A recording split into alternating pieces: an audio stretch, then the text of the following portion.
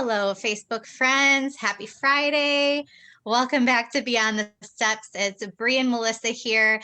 We're going to get started in just a couple minutes. And we're talking today about what is in your cooler this competition and convention season as we get back to the grind. I know all of us are looking for those healthy snack and meal choices, especially as we're on the go all the time and these long weekends in hotel ballrooms and auditoriums. So I know things look a little different for many of us this year, but that's still an issue that we need to talk about. So we're gonna talk to Emily Velasquez, a registered dietitian today.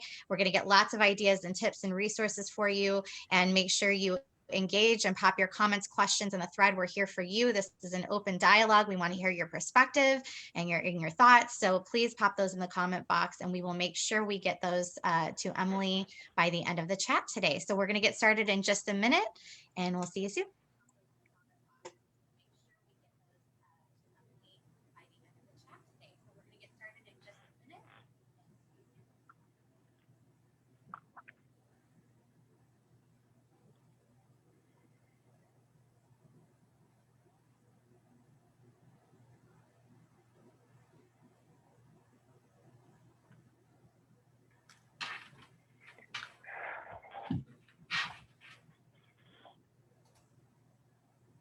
Hello, Facebook. I see you logging on. Thank you so much for joining us today. We are looking forward to this conversation with Emily Velasquez about what should be in our coolers. So stay tuned. We're going to get started in just a minute. Logging on. Thank you so much for joining us today.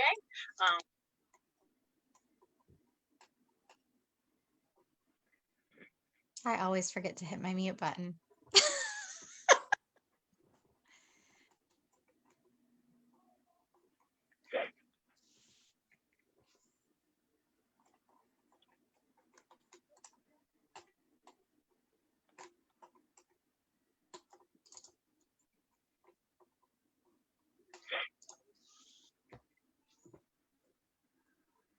Okay, guys, happy Friday and welcome to Beyond the Steps. Thank you to everyone joining us on Facebook Live and here on Zoom. I am Bree, the co-founder and CEO of Apollo Performance Wear, here with my friend and co-host, Melissa McDaniel. Okay, guys, happy Friday and welcome to Beyond the Steps. Thank you to everyone. I'm talking over myself. I'm so sorry. That never works well. Yeah, so I'm here with my co-host, Melissa McDaniel, who is the founder of Turning Point Dance Creations. She's an educator, choreographer, and social justice advocate. One of our pillars at Beyond the Steps, and something we know is really, really important to having a happy, healthy, whole dancer from inside out, head to toe, is nutrition. How are we fueling our bodies? Especially dancers. Dancers are the only athletes who use that practice their sport by doing their sport. We use our bodies all the time. And so as we head into this very busy competition and convention season, we want to hear from you. What is in your cooler this competition and convention season? So make sure to throw your go-tos in the comment box. We have a guest expert here to share some perspective, some resources and ideas for you as well.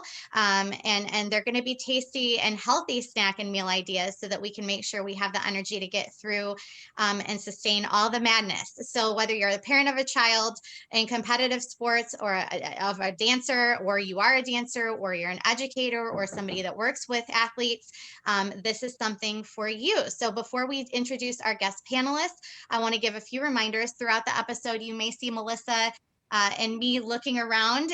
We are trying to engage our friends on Instagram, on Facebook Live, and here on Zoom. So we're not being crazy or ignoring anybody. We are just trying to manage all of it. So again, please contribute, jump in, ask all the questions, and we're going to answer them for you today. So Melissa, kick it off and introduce our guest today. Thank you so much, Bree.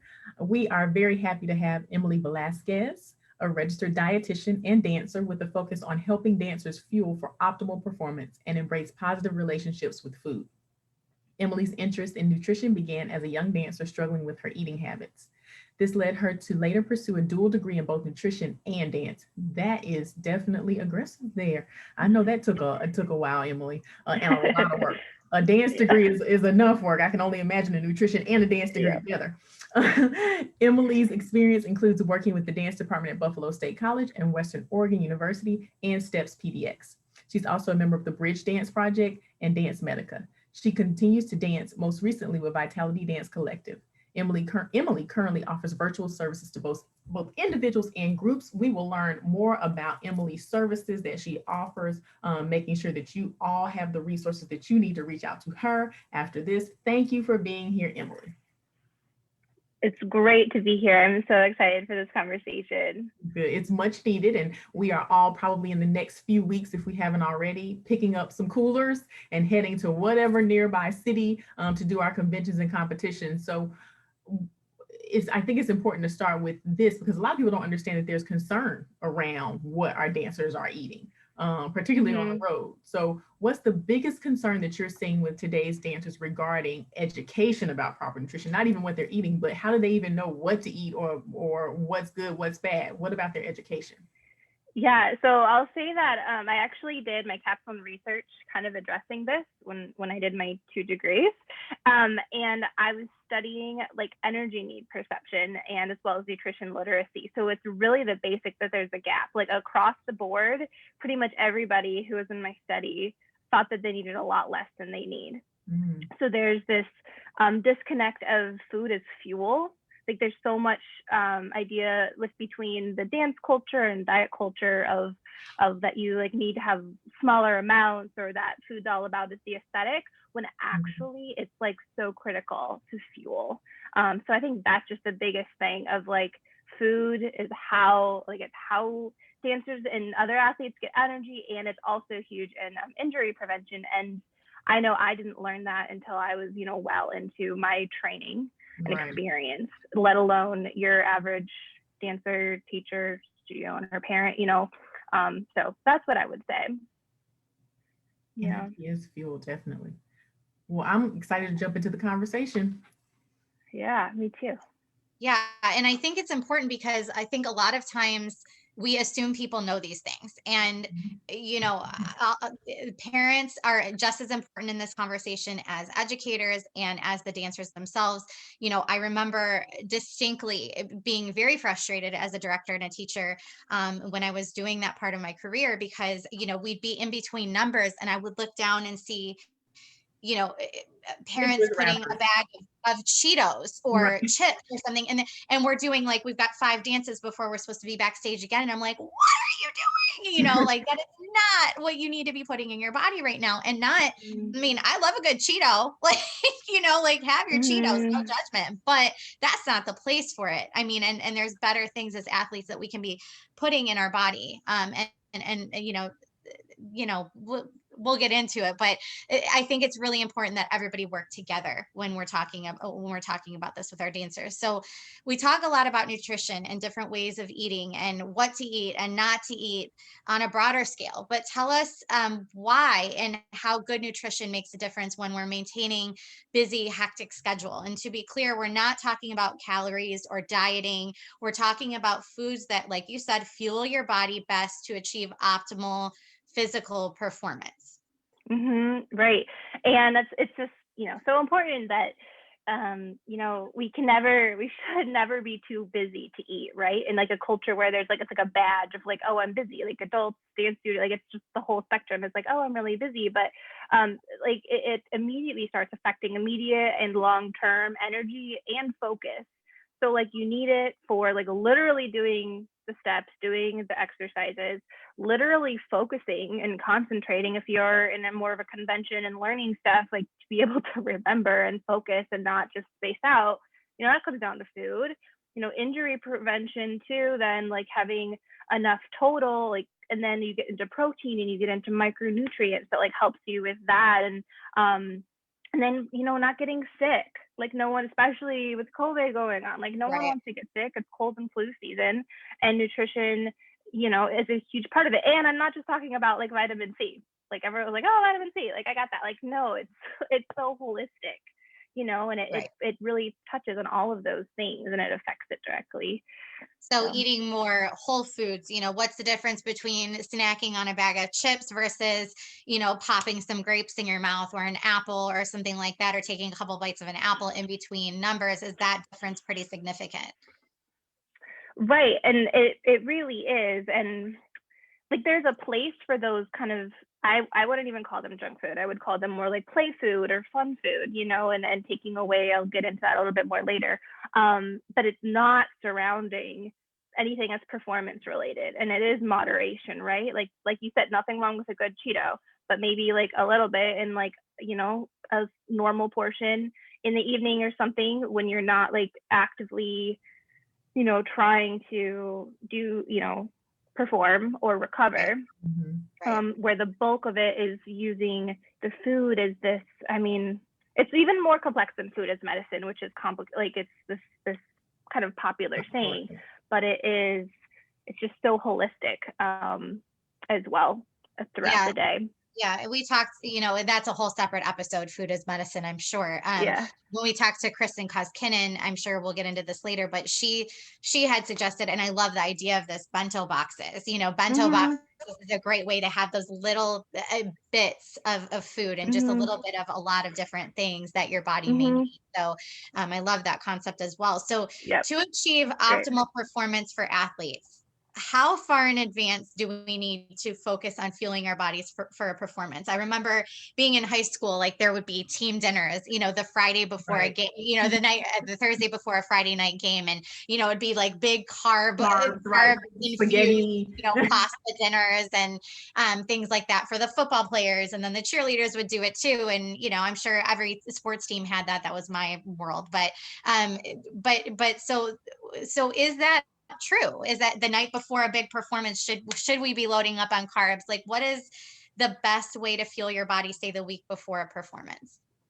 Yeah. So, well, to answer like your first question about like how far in advance, like, that's like as far as you can is going to be helpful. Like getting your feet under you and getting these foods, because I'll talk a little more in a little bit, but like there's also tolerance issues and there's learning to know how much you need. Like everybody's different. So if you're trying to figure that out the day before, you're kind of stuck. Right. Like you don't, yeah, it's a little bit late.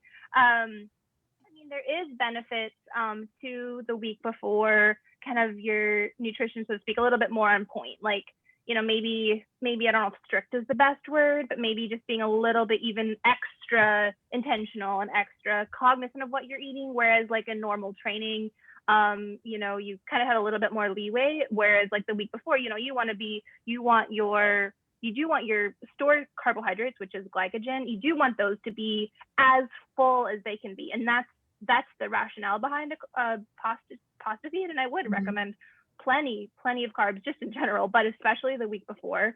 Hydration status, to make sure that that's on point, making sure you're being extra intentional about hydration in the few days before your convention or competition. And other than that, it's working in all of the different food groups, like getting your carbs, getting your protein, getting your colors, like working in healthy fats. It's important all the time. So I don't know. I would say start as early as you can. So I hear you saying, to be clear, ideally we want to eat like this more often than not, but especially the week before a big performance or something where we're going to ask a lot out of our bodies, we have to be extra cognizant, hydrating and the whole food choices that we're making for our bodies. Yeah. And then the other thing about that too is to think about like, so like to give your Cheetos examples, it's not even so much that like Cheetos still provide energy, but they're not, obviously, like they have calories, but like they're not going to be as good of a source as like pretzels even. So they're replacing a food that's going to help you more, Right. So it's taking up that space, or like it's going to fill you up instead of filling you up with something that's more like functional. Yeah. So that's something back. It's going to give you the food that's going to give you something back is what you want to be putting in your body. Something more. Yeah. I definitely want to lift up. I know we're talking about when should you start, but we also need to remember that there's a process to developing a habit. You know, if we're talking about really wanting to make sure we're fueling our bodies correctly and appropriately, we probably want to develop a habit rather than just saying, oh, crash time, let's go. So make sure, you know, that's why we practice. That's why we rehearse so much as dancers. It's developing that habit. And that same thing, I think we should definitely honor and lift up that that's probably what we should be doing with food as well. And I love how when you guys have like your one thing that we'll get to at the end, it's like starting with like one thing at a time. Because there's so many like nuances to fueling. It can be overwhelming. Yeah, I totally can. But looking at like one food at one time of the day, you know, and starting that for a week. And that's part of that, like starting earlier, it's going to be, again, less overwhelming. And then the other thing too is that with nutrition, I think about it, what I like to say is it's part of training. Just as like you're training your body and you're running through your routines, you're running through your exercises, whatever you're running through, you're practicing it over and over again to see what you need to tweak and what you need to do better and to get used to the moves, right? And it works the exact same in nutrition. So like you need to practice how your nutrition is going to sit, how the food you're eating is going to sit with you when you do like rehearsals or like hard classes, like, and how it mimics on the actual day, just like, or if you take a more, you know, conventional sport, like if you're going to run a marathon or something, you're going to have long runs leading up to the marathon. So on a day that you have a long run, you want to work on like consume similar food to what you would do on race day and see how it goes and see what works and what doesn't.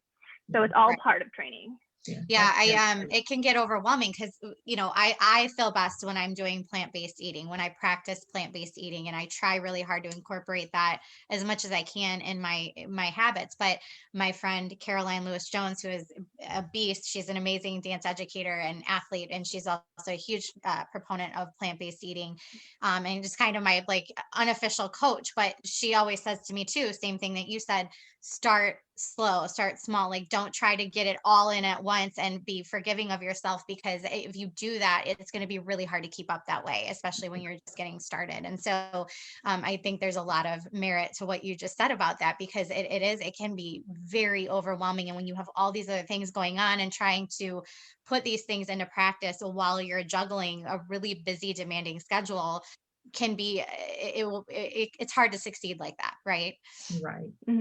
Yeah, absolutely. Just kind of along the same lines of we don't know what to do. And as well as talking about, I love that point about you have to kind of know how your body's going to respond. Yes. So you don't get any surprises. You don't want any surprises on performance day. That's the absolute worst with costumes or with food. But there's a lot of conversations about plant-based eating for athletes and dance athletes, and being plant-based versus being vegetarian versus eating meat versus being pescatarian. Like, is it possible to, or is it more possible or less possible with any of these formats to achieve optimal performance? Like, is plant-based, is it harder to achieve it with plant-based, or how do you kind of compare all this? Yes, it's definitely possible. And you can just look at some of like the world's most elite athletes, like, you know, like Serena Williams, or like, I forget who is it, like the world's like strongest man or whatever. They're vegan, you know, so it's definitely possible, but it is harder. There are, in talking about being overwhelmed, or like how the more nuances, it just adds more in, because there's more kind of margin for error.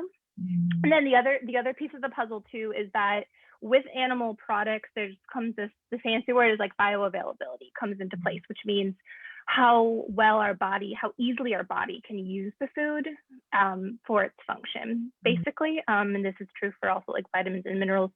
So there's certain, you know, proteins, and they're usually found in animal sources, and they're just going to be quicker and easier for the body to use. So because of that, plant-based individuals actually have even higher protein needs. So athletes have a little bit higher protein needs, and then you add a little bit on top of it. And for some people, it's not hard to get. And so, and then you just have to know the right foods, right? Like you have to know what the protein source is from. Right. You don't know that. And there's a lot of misunderstanding from what's out there too, even on like some more popular dishes, for example, like, I don't know, like jackfruit's becoming more popular, or like portobello burgers. and those don't have any protein. They're like meat replacements, but they don't have any protein in them. So if that's like the kind of the center or like the chewy part of your meal, you have to be thinking, or cauliflower is another one too. Like I had a one pot dish that I made in a cookbook. It's like, oh, this is a one pot meal. I'm like, this is literally just vegetables, which is great. But like I added, and as for me, I still wanted it that night to be a meatless night. So I used a high protein pasta. There's banza pasta made of chickpeas, and I had that. So it had both the carbs and the protein that was completely being missed by this cauliflower piece. So there's that piece too that's like it's hard to know. So yeah. And then there's also a few other nutrients besides protein too that can be hard to hit. So like omega-3s and vitamins, iron too. So that's why I always recommend like run it by a dietitian or your doctor just to see if there's any foods to focus on. Like you mentioned, like knowing which foods, like it might be hard. Some things might be harder for different people. If you're a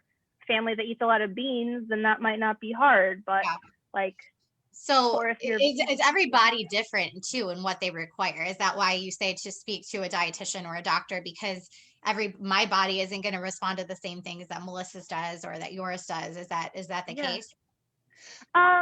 Yes, in a way, because there's some, like you can, depending on like performance, like if you're noticing something's off, you could like get blood tests done and like see where your blood levels are basically. But a lot of it has to do more with taking a look at needs, but also just how much you're consuming, because everyone's personal like eating patterns a little bit different.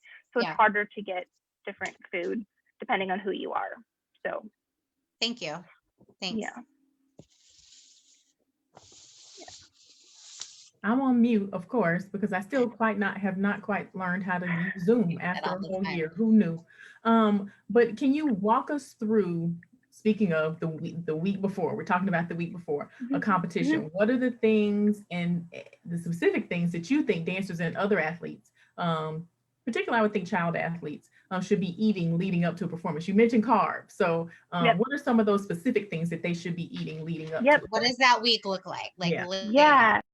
Or not look like too. It doesn't just have to be what they're eating. What should they not be eating? So this is when even there's a lot of things that I would say in general, but like again, especially the week before, you're looking at meals that are going to be with the foundation is going to be things like pasta. It's going to be things like rice. Whenever you can get whole grains, I recommend it. I say whenever you can, just because sometimes it's harder to tolerate because of like the fiber and like digesting, or it could be cost or something. Is this like quinoa, rice, pot, like those quinoa, rice? Yep. And there's any of those like ancient grains are fun too, that are like, if you hear like farro or kumla or spelt, like if you go in the grains aisle, like playing around with grains like that are super great. Starchy vegetables are amazing. So having like a baked potato night or something, doing baked potatoes or sweet potatoes. But on that point, then having your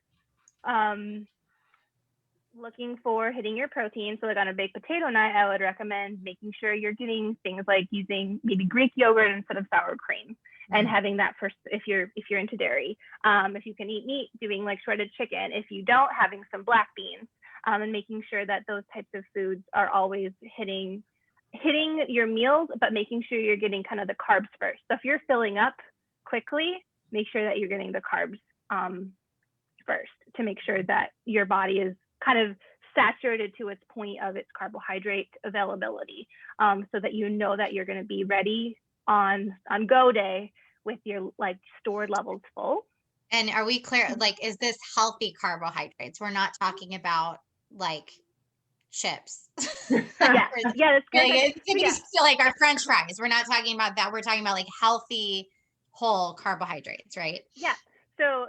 So pasta, grains, starchy vegetables, fruits, those are kind of like your main ones to focus on and how they're prepared. So like with the rices and stuff, you know, I guess it's pretty common to just like steam it or boil it like normal. But with potatoes are great, but baking it or steaming it or sauteing it with a little bit of, you know, vegetable oil, olive oil, rather than, you know, deep fried or chips or things like that.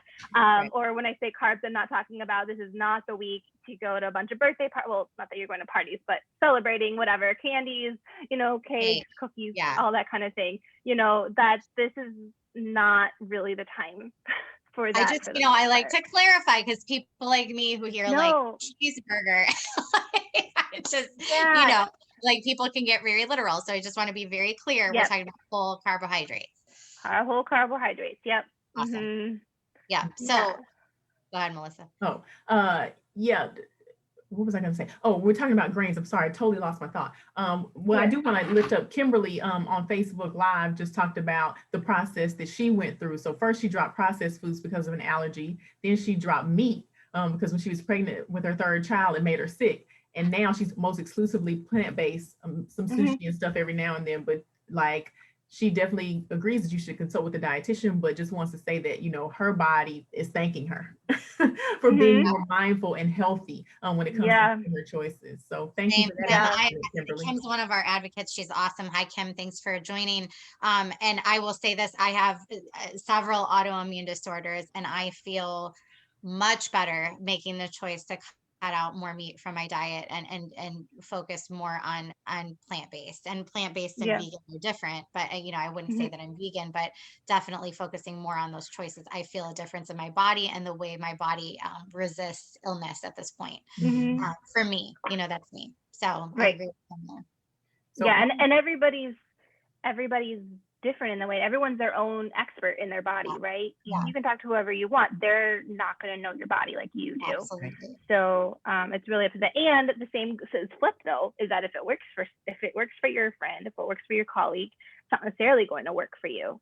And if it doesn't work for you, it doesn't mean that you're doing something wrong. It means that it doesn't work. You know? Or it's just not what you prefer. And for sure, like, and some people I think can handle dairy and others can't. You know, I think it's just all you pay attention to your body and what it's telling you, right? Yeah, exactly. Which is a lot harder said than done, right? It is, because sometimes my body tells me the absolute wrong thing. It tells me I want donuts and not raw broccoli. So in my house we say that your tummy's lying to you. Yeah, my tummy is lying. It lies to me a lot, especially on competition weekend, right at that last award session. So when we pick up our cooler, you know, cooler space is limited. When we pick up our cooler, what are some things? Give me some ideas. What should be in the cooler? What should it look like? So this is my most excited part for this time because I brought so many snacks.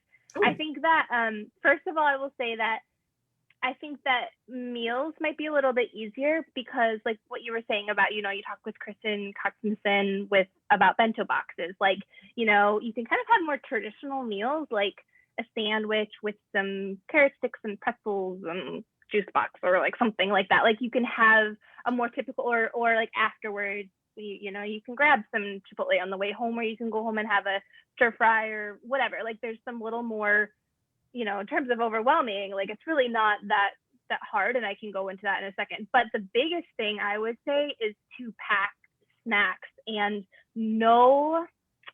be aware, thinking about the intensity of your day, right? So if you're doing the type of competition, dance or otherwise, where you have like one thing and you need to do that one thing really well for a few minutes, or maybe you have a few like smaller ones, that kind of day isn't going to look very different. As opposed to if you're doing, you know, in convention, you have like classes and you're working all day. So that's step one, is just kind of think about, okay, how intense and how long is this day going to be, right? And then, so speaking of carbs, I'm going to show you a bunch of, they're going to be primarily carb-based because that's one of the biggest things I like to break through is like, carbs are dancers' best friends, like good carbs. And some of these, honestly, I want you guys to like, whoever's watching, just kind of pretend you don't know, because there's some of these that might not seem like healthy foods to you, right? And but they can actually be really helpful for feeling. So, yeah, cool. So I'm gonna go through these a little bit. I'll try to keep them organized because there's certain foods. So if you're gonna do like right before, or if you're able to take little breaks between a lot of active stuff, like back to back, something that's really easily digestible, really quick, that's what you're going to want to do. So some of my favorites are like little pouches like this, like applesauces.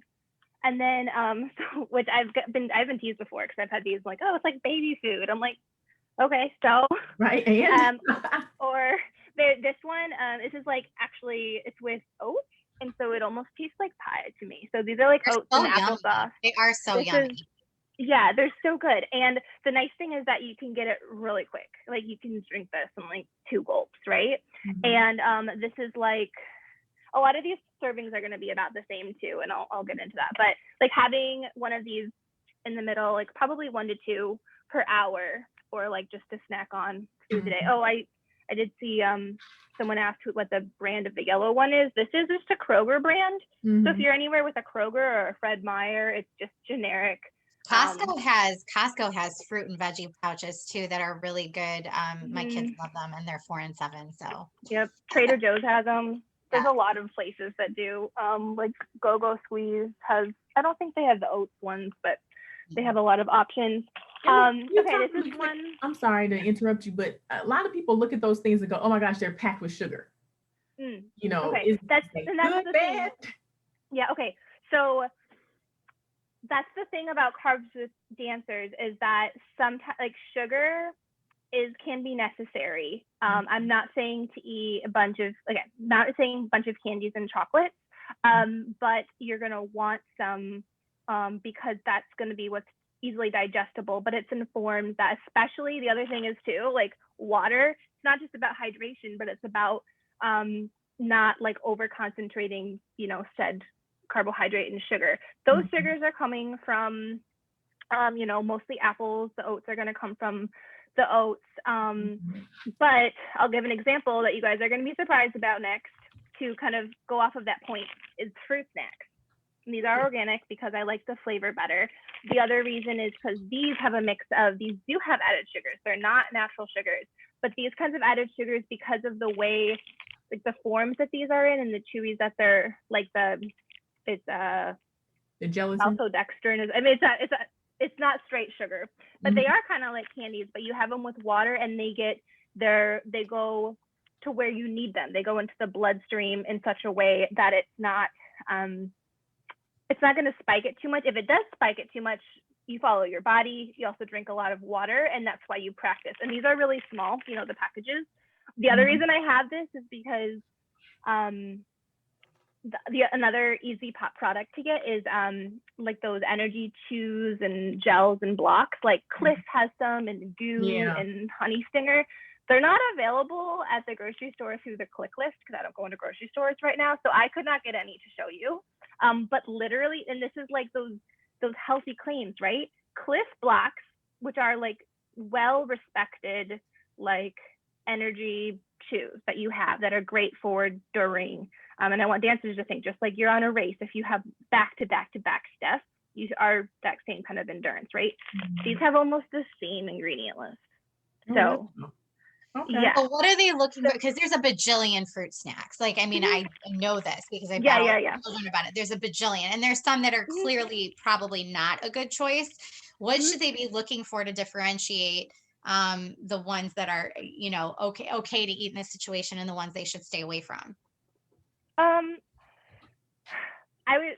would probably go more towards organic ones or ones made with without high fructose corn syrup.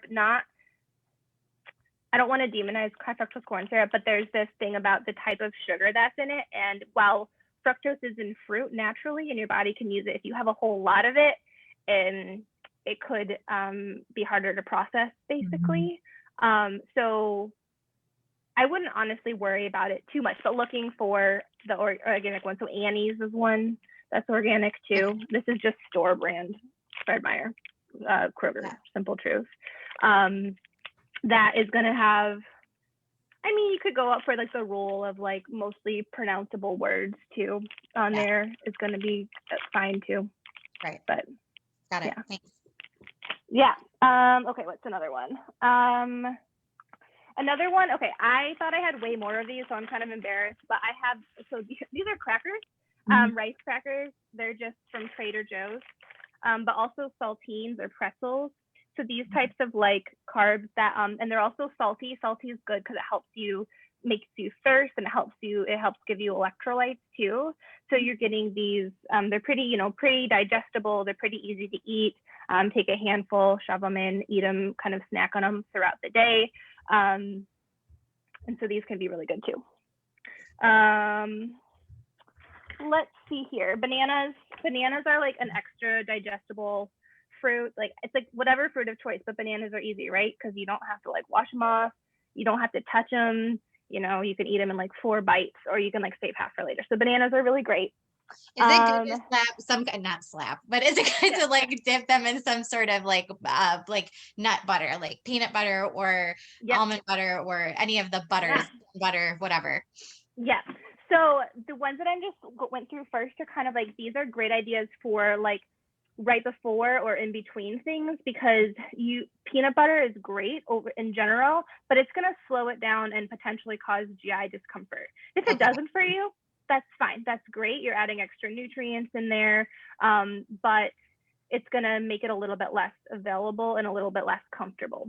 But maybe test that out before game or exactly. so you're not like in the bathroom. Right. Exactly. Before you go on stage. Yep. Yeah. So what's nice is the footage I just showed you can be used like anytime, but if it's like in a break, if it's afterwards or something like that, you want to add, peanut butter. I mean, all these, like, I meant to get my carrot sticks out, but like, hummus is going to be afterwards. So why after? So hummus is not like a in between dances kind of thing, you're saying? I mean, if there's a break, if there's like, but if there's like 10, don't sit down and pop some hummus in your mouth. Like if you've got like, Probably, I would play with it. It's high fiber and it's decently high in protein. Okay. So that's why it's going to be hard to tolerate. And the same thing, you can pair any of these if you're one who needs a little bit more protein because maybe they're too digestible. Also, cheese sticks, if you can do dairy, is a really quick little bit too.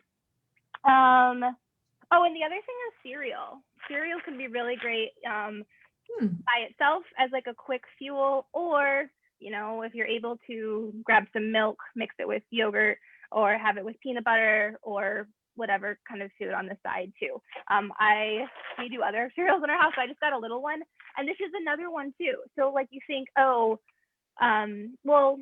first of all, Cheerios, they're healthy. Honey Nut Cheerios, like maybe it's still healthy, but other people will be like, it's honey, it's sugary, like we shouldn't have it as much. But for the sake of fueling and having not a lot of time and getting a lot of carbs and getting your energy needs up, that little bit of honey is actually going to be helpful for you in this circumstance. Maybe not on the daily, maybe not your typical breakfast, but for the sake of fueling, you want it. So I love this. I have to say, Elizabeth Kessler is on Zoom and she's going off on this conversation. She said, I'm here for all the amazing dietitians who aren't afraid of all sugar. Yes, that's true. Right. I think some people are probably listening to this going, what? But blowing minds here. Yeah, you're very specific with your reasonings and your intentions. So she also says, I always do bananas in the morning, especially if I can't get myself to eat anything else. I feel like it's helpful for me, at least with avoiding cramps. And she said, yes, dried Cheerios. Yeah, they're great. Right? They don't expire like when you're like after you're a toddler. It's like for life. Well, it's important to note you're saying realistic things that are convenient, they're easy to eat, they're not messy, they're quick, and they're going to do the job better than a bag of chips. We're talking about realistic healthy alternatives that we can do on the go, quick changes. And you're in the dressing area or the dressing room, and we can't realistically sit down and have a meal. Right? We can't put our picnic blanket and pull out all of our things, and we don't have grill there. I'm talking about like you're literally running backstage and somebody shoving something in your hand, and this is what we want to see in your hand, right? Yep. Right. Another thing too, and I don't have one out here, but like sports drinks are actually really helpful in a busy day. They get kind of a bad rap, especially like if you're one to not like artificial colors or like, I need to have like the calorie-free one. No, dancers don't want the calorie-free one if they're going to be in a long day. That's what you need. You can make your own by doing like If you're okay with fructose, then you can do half and half, like juice and water with a pinch of salt. And if you want to add a little bit more complexity to your sugar, which you can just add straight sugar and some juice. And you just make sure you want it nice and diluted with water, or else it's going to be too concentrated. But that kind of thing, speaking of grabbing on the go and drinking it real quick, like that's what I lived off of in performances. Like in college, it's so funny because I was a rule follower, like to the T, but we weren't allowed to have any kind of food in our costumes, you know, which makes sense. It makes total sense, but it comes against like your fueling needs, because we have this, like, I was on stage most of the time and it's like 2 hours long, and if I had a costume change, so I had diluted white grape juice, so it looked like water. And that's what I had. And I was really careful because I know there's also like the sugar issue on costumes, but I'm like, and I was in school for nutrition. I'm like, I need nutrition right now. Like, okay, all of you people having just water, but like, I need something or else I'm going to die on stage, you know? So speaking of drinking, too. Yeah, how much, like, I feel like my goal of my whole life has been to drink more water, and I epically fail at this every day of my life. How much water, especially in this situation, is recommended for these young athletes? Yep, that is a great question. And unfortunately, there's no one answer for like the total target amount, but there is recommendations for like the timing, again, like how it falls in the day. So what's recommended to have, like, probably about a water bottle this size or so, which is like 20 ounces or so, like 2 hours before, 2 to 3 hours before. And basically, like, the other thing too is like you want to find that balance between not sloshing and not having to go to the bathroom. Obviously, if you have to go to the bathroom a lot, you're highly inconvenient. It's highly convenient, and that also means that you're hydrated, because it means you have extra water and your body's getting rid of it. So like, so it's fine. Again, training. It's finding where that's going to be. The other thing is, and then like if you're not having to go to the bathroom, and if you're okay with having a little bit more, like maybe half hour to an hour before having another like cup or something, that's also recommended. Then during, like per hour or in breaks or whatever, if you're doing something like, whether it's, you know, classes back to back, or whether it's like a game or whatever, where it's something like you're constantly moving and it's over an hour, you want about like 2-ish cups an hour, which sounds like a lot, right? Which, like, how that translates in classes, if you're able to drink in class, that's like 3 gulps every 15 minutes, which I feel like isn't actually as much as you think it would be. No. But yeah, no, keep going. Sorry. Oh, just like when you hear that number, you're like, oh wow, that's a lot. And then the other thing I wanted to say too about that too is that if you are able to have sports drinks, if they're allowed, or afterwards, not only does the salt component help you replace electrolytes, which are important, it also makes you more thirsty. So it helps you drink more and helps you remind you to have more, and it plays a role in that. So that's a good point. That can be helpful too. So I'm going to call it like it is and just throw it out on the table, because this is another thing. Yeah. We've been talking a lot about snacks and water and things that you can do quickly, you know, in the middle of dances and things like that. Now, when we're done with the performance block, we're all about blocks right now. And we have, listen, like I love the cheeseburger. I love the fries. I love a good Diet Coke every now and again. I know that is a shame and a sin, but I do. I'm being honest. But when we have limited food options, and you look around all the time on the convention floors and the competition floors, or people on breaks, and you see the burgers, the fries, the pizza, the large, Sonic Route 44, cherry limeade, I'm just saying, like, what are some things that we can do that are better alternatives when those are our options? Like, I know you mentioned Chipotle.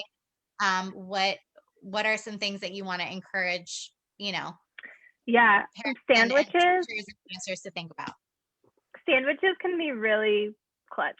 Like whether it's bringing them or like more of like a Subway kind of situation. I'm not saying you get all of like the crispy chicken or all the mayonnaise or whatever like that. But the nice thing about subs is because you get your good carbs, you get your little bit of protein, like there's some veggies on it, like that's not overwhelming, because the middle of performance day, you don't want a ton of veggies, probably, again, because of toleration, because like the, fiber just makes you feel gassy. Yeah, digestion. Loading, so that's like something that can be pretty easy to do in terms of like buying out. But like doing almost like breakfasty things, like having kind of your parfaits and your cereals and oatmeals and that kind of thing can be really helpful too, to be getting a few different foods, like, berries and carbs and stuff like that. Pastas. So like, I don't know, I think of some place, like if you have like an Italian type place, instead of getting pizza, getting pasta is going to be a better option.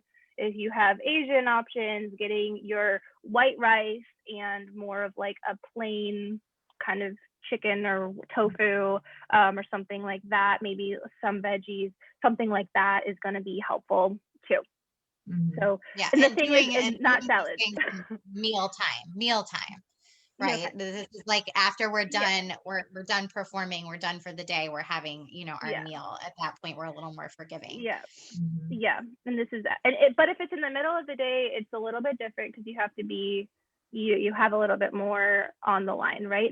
I wanted to show you two other things too, is having like, there's some meal replacement shakes. Like this is just Carnation Instant Breakfast or Breakfast Essentials or whatever. I wouldn't say this is like a meal, but you can do a lot to like bulk up a meal that you're eating if it is more of a lighter meal, and like all the healthy options are small and you're like, but I need more. This can be something. This is not good for right before, because the types of carbs in it aren't gonna do well in your stomach and everything, but it can be really good for like a break during the day or right afterwards. And the other one is your standard like Cliff Bar, which that one's what might be surprising. It's like, oh, it has a really long list of ingredients, or there's sugar in it and stuff like that, but actually it has a really nice carbohydrate to protein ratio, and it has a lot of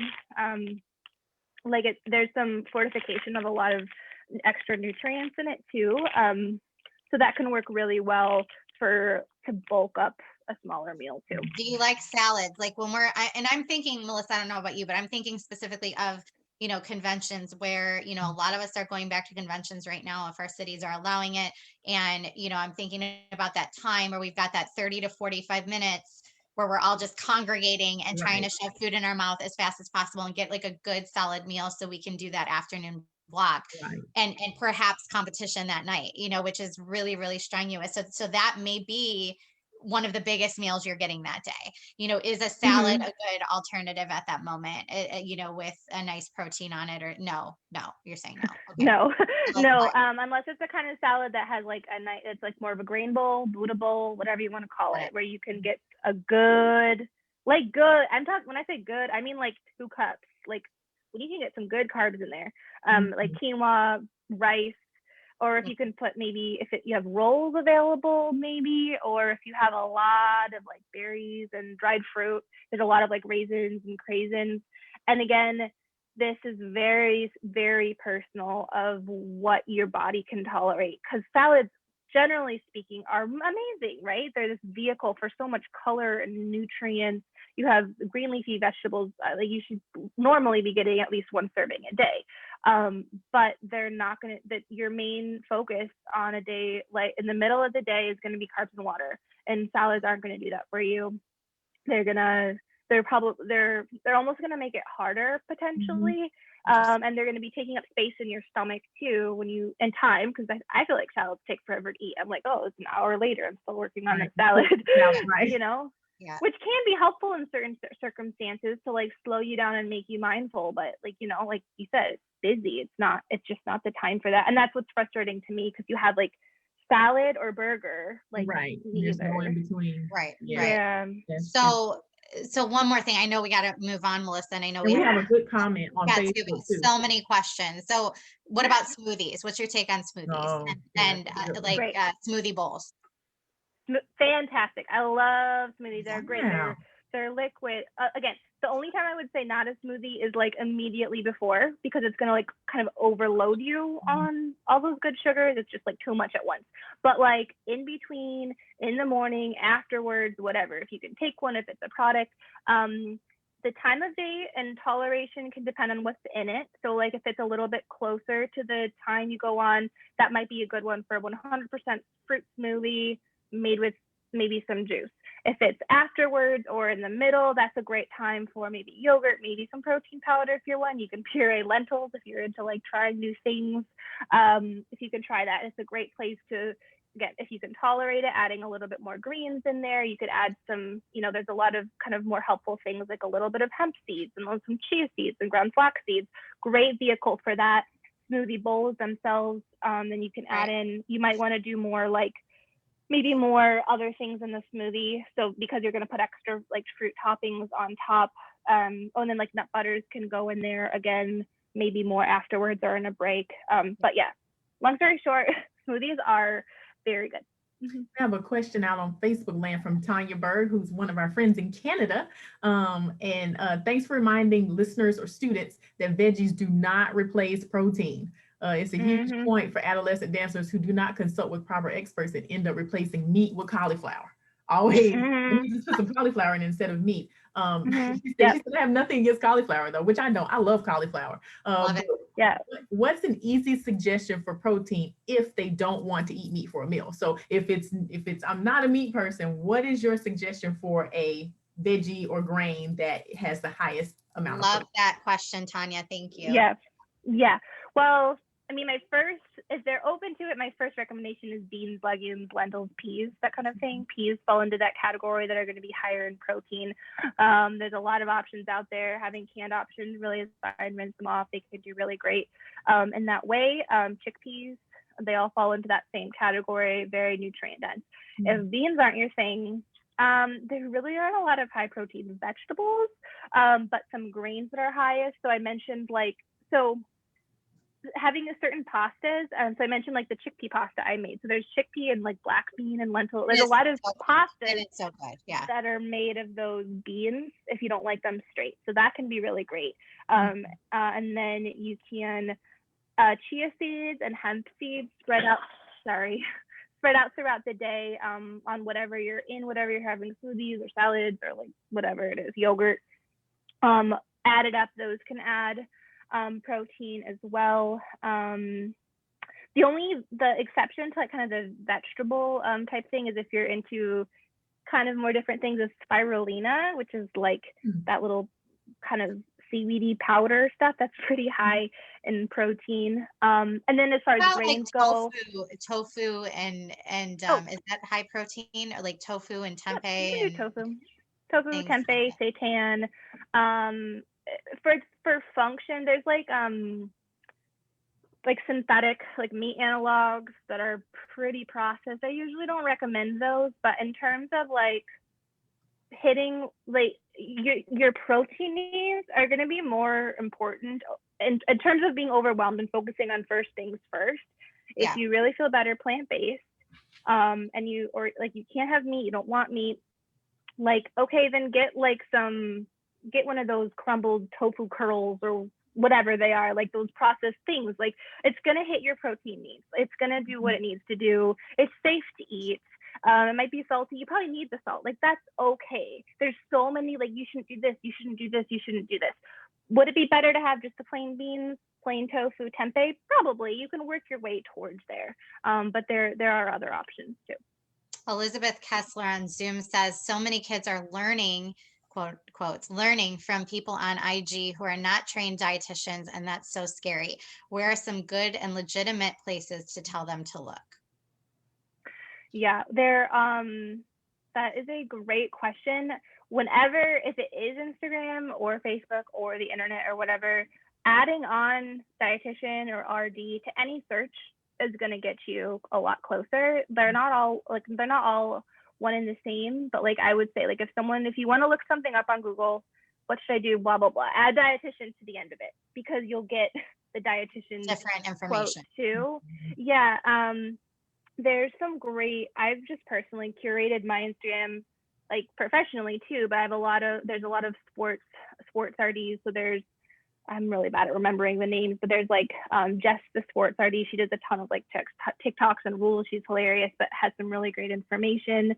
I think Kristen Koskinen has a lot of great stuff, especially for dancers and other athletes. Yeah, for dance specific, Kristen Koskinen, Monica Seigel, Rachel Fine, they all do. I mean, myself, I provide, mine's pretty much all dance specific. So Emily Velasquez, RDN.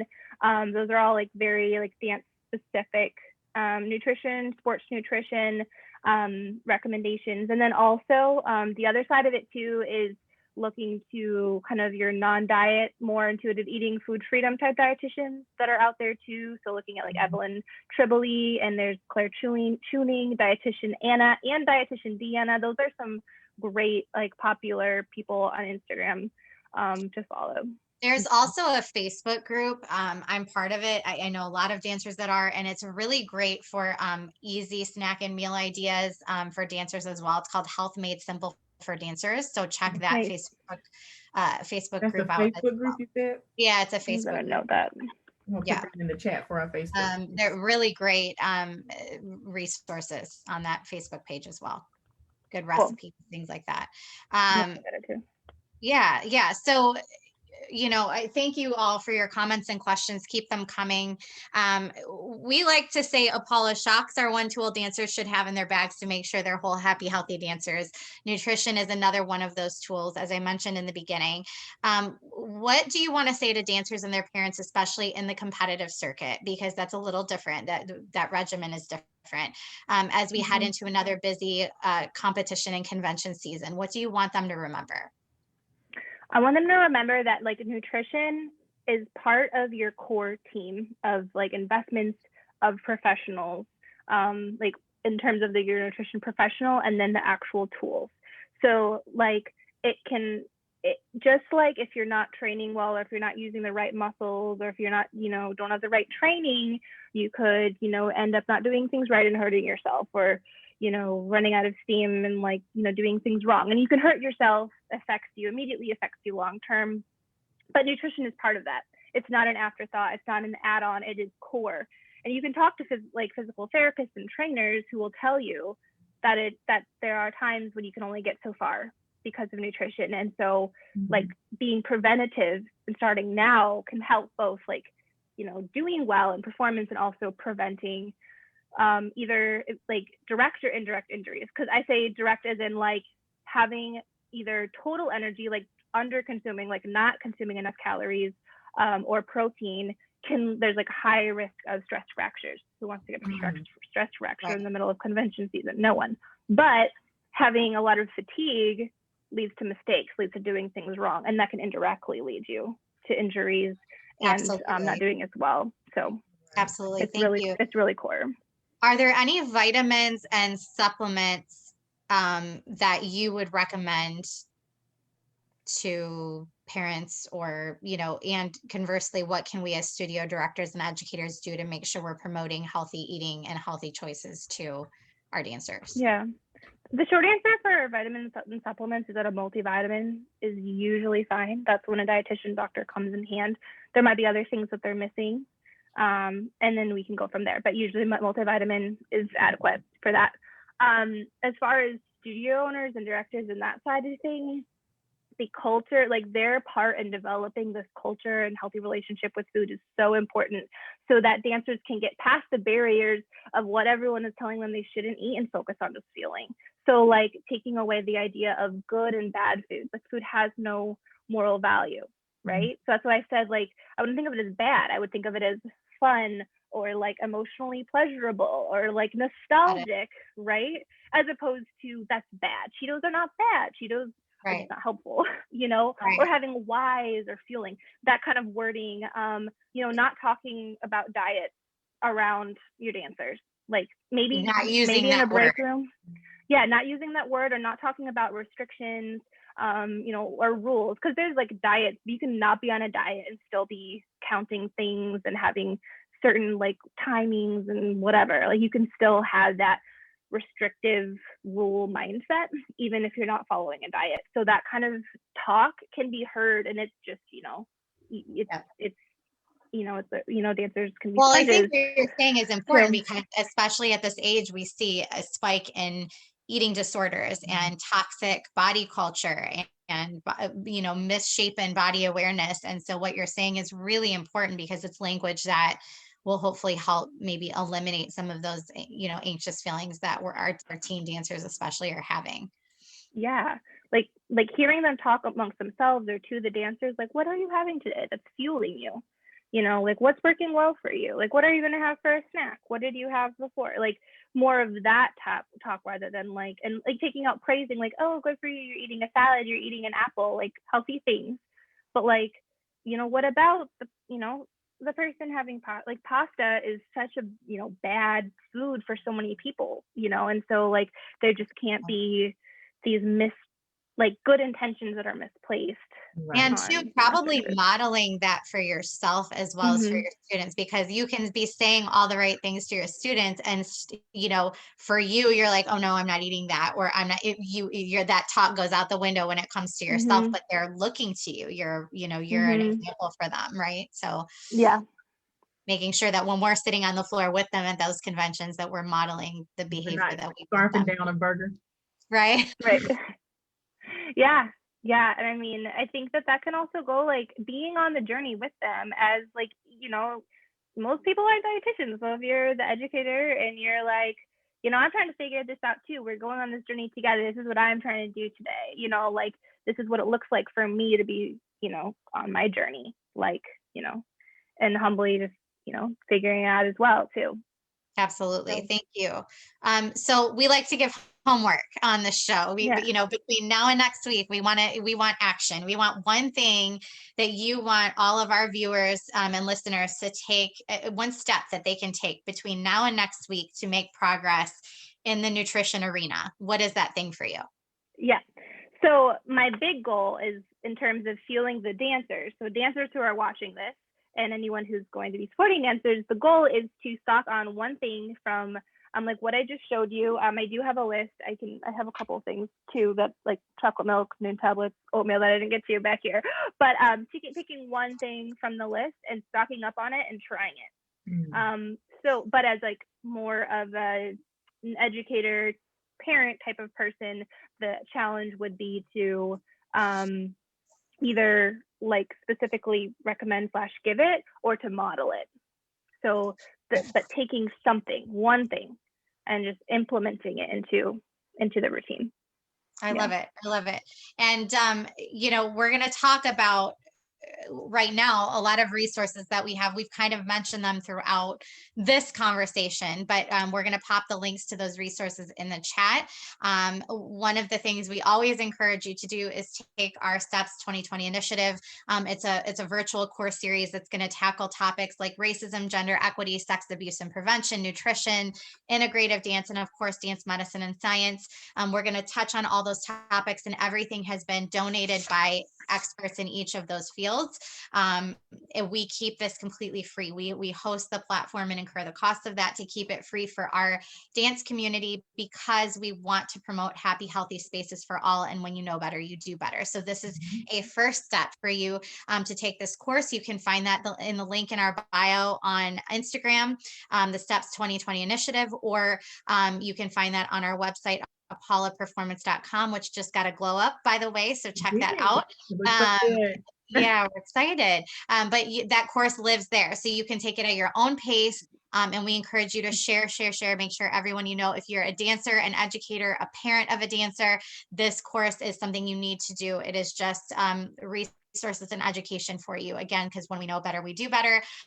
We also encourage you to take our the YPAD certification. YPAD is doing great things for the dance industry. And they are, they're just all about creating happy, healthy dance spaces for all of our dancers. Melissa is going to pop that YPAD code into the comments on Facebook and Zoom. But you can get certified, we have a code for you to get 25% off your certification. So she's going to pop the certification link and the code that you can use to get your 25% off in the link in our bio, and then or the link in the chat. Sorry. And then Emily has generously provided a resource for you. It's Food Staples for Energy and Recovery. Emily, tell us a little bit about this really quick. So and Melissa's going to pop that in the chat as well. Yeah, so it's separated into 3 categories. A lot of them are the foods that I was talking about earlier. Looking for foods that are so your before or during foods, which can be had at any time paired with some of the other foods that are below. Then you have foods that are for like any time and breaks, and those are a little bit more complex. And then at the bottom, there's like after and as tolerated. So you'll notice more like protein foods in there, some that contain fat, some that contain like veggies. And those are all like kind of like snack ideas. And so like you can go for it. And that's a really practical tool to that one thing. So you can circle the 1 or circle the 3 things to give yourself a visual on the things you want to try. And then there's also some stuff on the back or the second page that's like a simple checklist for building your meals, just mentally making sure that you have the different components that you need, along with some examples at the bottom. That's awesome. Thank you for providing that. And one more that we mentioned earlier is the Health Made Simple for Dancers Facebook group. Check that out. It's a great resource as well. Again, completely free. All of this stuff, so many of these things are free. So really do take advantage of it. Emily, are we missing anything else? Any other resources you want us to share or remember as we talk to dancers, or do we hit everything? Hit everything. Just if you want anything else from me, I'm most available on Instagram and Facebook too, Emily Velasquez RDN, which is the same for my email and my website, Emily Velasquez RDN at Gmail, or emilyvelasquezrdn.com.